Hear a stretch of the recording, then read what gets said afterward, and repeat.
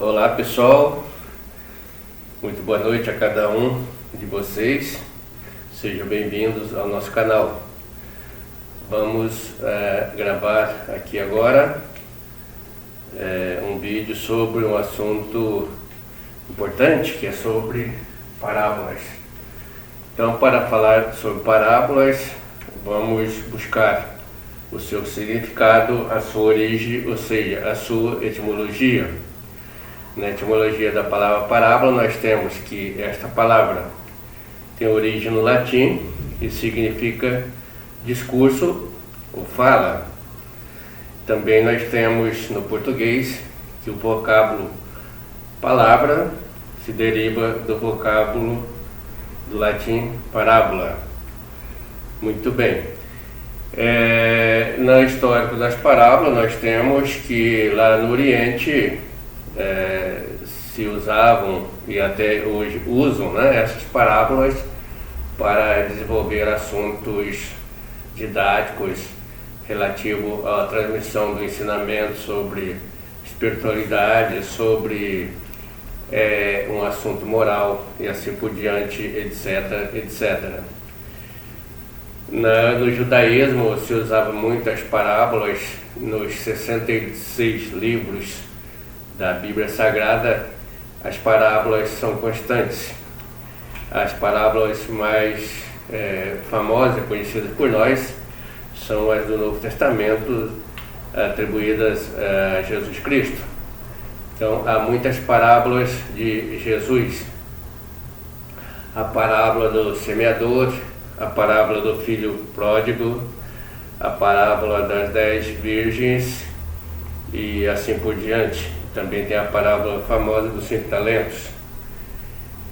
É interessante nós refletirmos e perguntarmos por que Jesus usava parábolas em seus ensinamentos.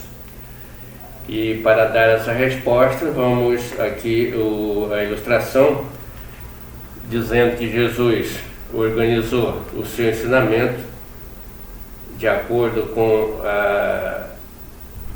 as pessoas das épocas, de acordo com o nível intelectual, cognitivo de cada grupo de pessoas. Então ele organizou em 3 grupos principais. Ele didaticamente elaborou a transmissão do seu ensinamento para 3 círculos básicos de ensinamentos do conhecimento da Boa Nova, que ele se dizia. Então ele criou o círculo cultural, o círculo transitivo, que transita o ensinamento do cultural para o círculo iniciático. Nós colocamos aqui, temos o círculo cultural, temos aqui o círculo transitivo e temos aqui o círculo iniciático. Então aqui, para esse círculo, Jesus ensinou para o público. Então aqui está o povão público, a massa em geral. Para aqui ele colocou os 12 apóstolos. Então estão os 12 apóstolos. E para o círculo transitivo ele tem aqui os 70. Então 70 discípulos. Então, se nós olharmos as escrituras, nós vamos encontrar esse esquema aí didático, Círculo cultural, o público, círculo intermediário, o transitivo, dos 70 discípulos, e o círculo iniciático. Então vamos lá aqui, círculo iniciático, círculo transitivo e círculo cultural. Então são os 3 círculos de ensinamento de Jesus. Então, para o círculo público, Jesus falava por parábolas. Aí que entra a figura das parábolas, Então nós temos a etimologia, mas antes de definir parábola, então é uma narrativa usada para a transmissão de um ensinamento, de um assunto moral, de um assunto espiritual. E nesse sentido que Jesus a usava. Então no círculo cultural, Jesus falava por parábolas ou ilustração. nessa parábola exatamente tinha o que ele precisava. Uma maneira dele esconder determinado ensinamento para quem não estava preparado e deixar passar o ensinamento para quem estava preparado. Então, na realidade, a parábola aqui entra como um filtro para administrar o ensinamento. Então, deixa passar para quem pode receber e não passa para quem não está preparado. Então, por isso que ao ministrar o seu ensinamento aqui por parábola, Jesus dizia: quem tem ouvido, que ouça. Que ele dizia: quem tem olhos para ver, que veja, né? O que ele estava ensinando, né? E isso, ao dizer essas palavras, Jesus tinha o conhecimento de que ali nem todo mundo podia ouvir, né? Todo mundo podia entender e compreender aquilo que ele estava ensinando. Muitos podiam até entender, mas não compreendiam. Qual a diferença de entender e compreender? Aquele que tem ouvido para ouvir e olhos para ver, ouve, escuta, né? Entende e compreende, ou seja, consegue interpretar e praticar aquilo que é ensinado. Aquele que só ouve, né? Mas não escuta, aquele que olha, mas não vê, né? Não consegue fazer a interpretação daquilo que o mestre queria lhes ensinar naquela época. Então, Jesus também sabia que nesse grupo, né, nesse povão, tinha alguns que tinham olhos para ver e ouvido para ouvir.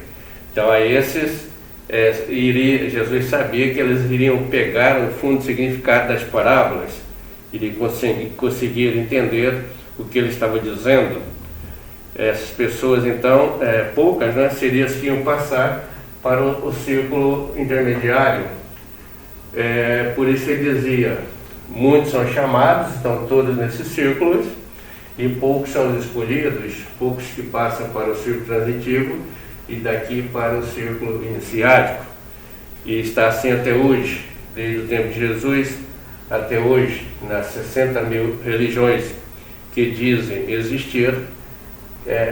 Os religiosos, os cristãos, de maneira geral, não conseguem a transição para o círculo iniciático, então eles ficam aqui no círculo público, que é chamado de círculo cultural. Daí vem a palavra culto, né? Então as igrejas celebram o culto do círculo cultural. Muito bem, então aí está a razão das parábolas, né? Porque Jesus fazia isto, né? Então, o importante para nós é sabermos como interpretar uma parábola para poder se apropriar da realidade, do ensinamento que Jesus quis nos passar.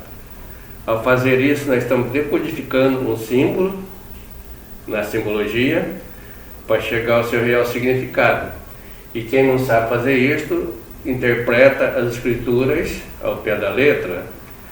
Então, sabendo fazer isso, nós podemos saber que todo símbolo, né, todo símbolo tem duas partes, né? O símbolo tem duas partes. Vamos colocar aqui. Então, o símbolo, ele tem uma parte que é o simbolizante, né?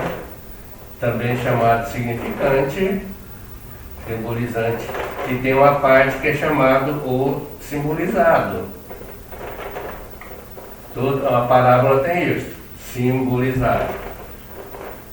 Então, o pessoal que não consegue interpretar a parábola, que é uma ilustração, é um símbolo, vai ficar apenas no seu simbolizante.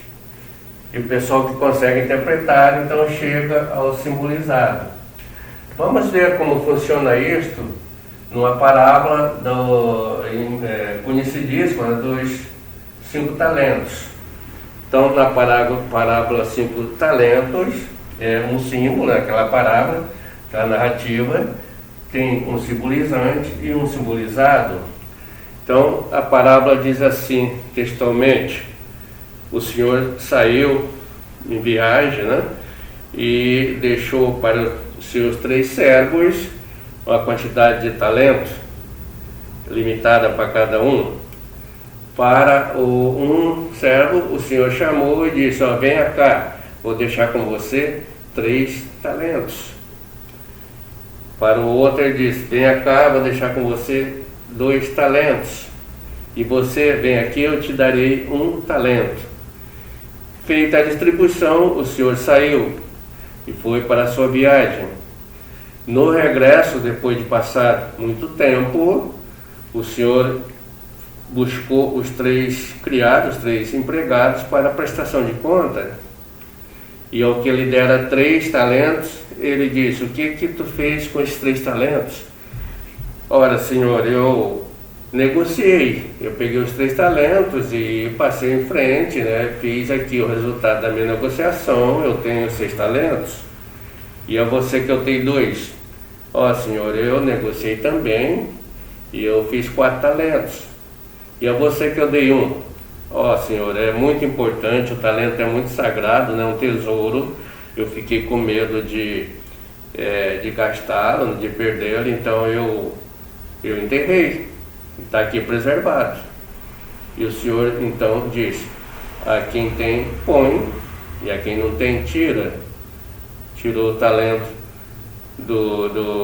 daquele que tinha deixado 1, e certamente acrescentou mais talentos àqueles que tinham negociado, né, e tinham prosperado.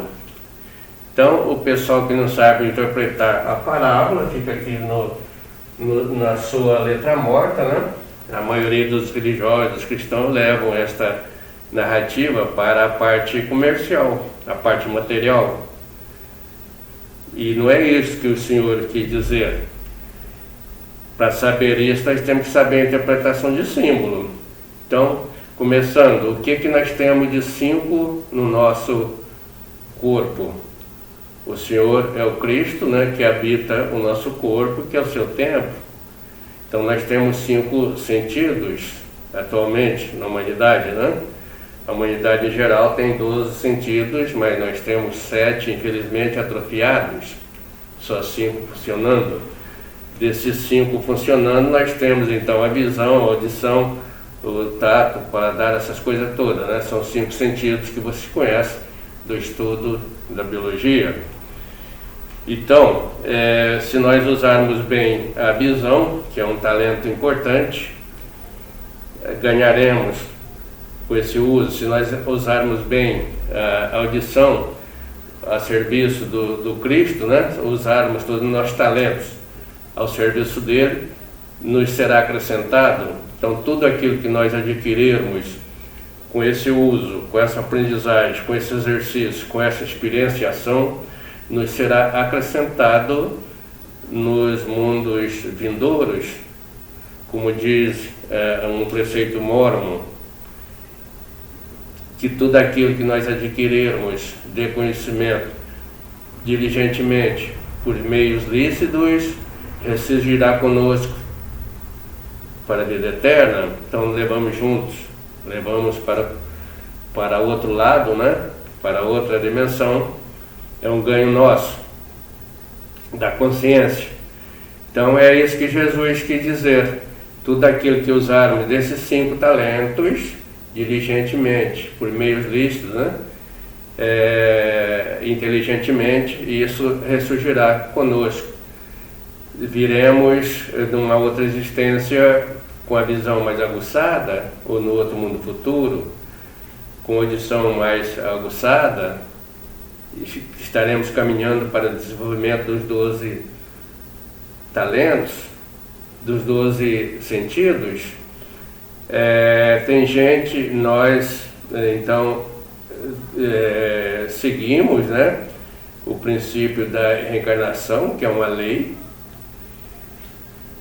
Se nesta existência usarmos bem esses talentos, reencarnaremos com soma nesses talentos. Se usarmos mal com eles, com a nossa inteligência, prejudicarmos o nosso próximo, viremos na outra existência com talentos a menos.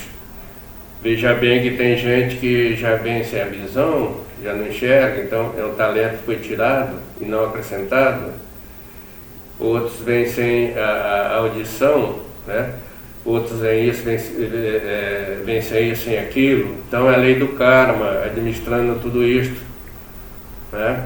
É que ainda a pessoa às vezes foi maldosa, né? Foi assim, cruel, prejudicou muita gente nessa existência.